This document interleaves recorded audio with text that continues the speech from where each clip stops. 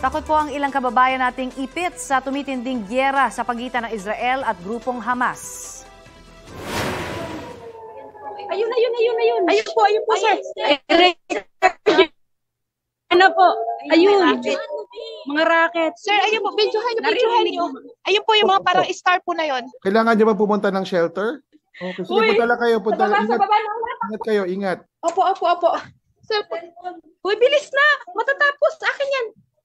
Uy, ayan, sumasabog. Dali na. Ay! Shelter. Diyan na tayo sa negative wall dito. Dito sa shelter. Ayan, malakas. Bilis!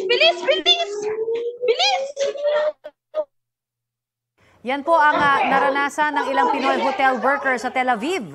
Kasama ang iba pang guests, agad po silang dumiretso sa bomb shelter ng hotel.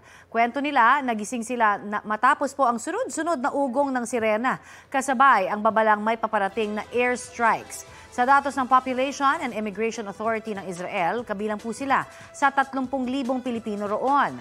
Sabi ni Foreign Affairs Secretary Enrique Manalo, tinututukan na ng gobyerno ang sitwasyon ng mga Pinoy sa Israel at sa iba pang bahagi ng Middle East.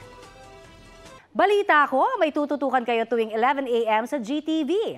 Alamin ang mahalagang balita at impormasyong dapat ninyong malaman sa Balita Ko tuwing Lunes hanggang Biyernes. Mag-subscribe din po sa GMA Integrated News sa YouTube. Sa mga kapuso naman abroad, maaari po kaming masubaybayan sa GMA Pinoy TV at www.gmanews.tv.